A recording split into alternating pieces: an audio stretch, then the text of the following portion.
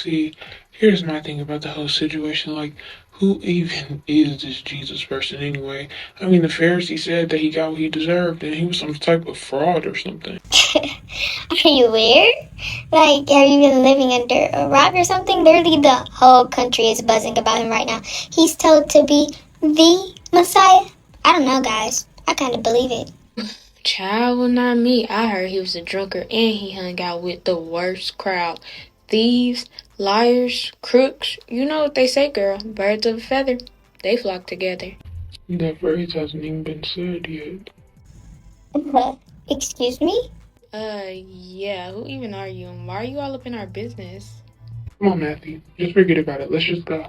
Yeah, man. They're not even worth it. Just forget about them. Yeah, you do that. Hurry up and leave and take your little Jesus-loving groupie with you. Okay, now that's enough. I will no longer stand for this slander of the Lord. Literally insult any one of us. Anyone 1,000 times over. But don't you dare open your mouth to disrespect the Holy One.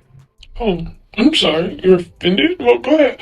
Tell him all your grievances and joys since you know him so much. So, I know a lot of people haven't even, seen him before, but according to you, obviously you must have saw him. You guys must have been the best of friends. Oh, well, that's where you're wrong.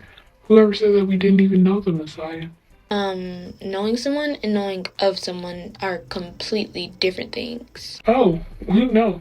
Therefore, he said what he said. Sure. Well, if you all know him so well, who was he?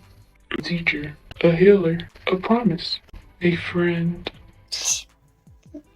Oh, this not that right? Because people who claim to know him the most can't even agree on who he was.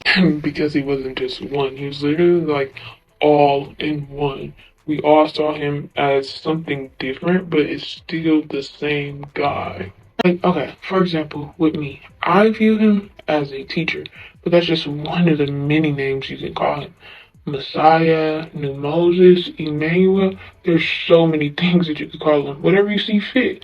He always was, he still is, and he always will be. See, he would gather people around in a group and then teach them about stuff. I was like this one time. It was so cool. He did this sermon on a mountain. I mean, he literally had disciples that would follow him day in and day out just so they could marvel at the power that was demonstrated through his teachings, his word, his preachings, his miracles, and his wonders. And pretty much anything he did, he was just that good. What a great rabbi, man. Oh, and one time, he even sent 12 of his disciples out to go do more of the great work. It was amazing. So cool. But you know what? A lot of people actually did not like him, especially because he taught in parables. They just were everywhere with that. They just couldn't comprehend it. It was a mess. And what make you think that their religious leaders don't know any better? I mean, they studied the law for forever.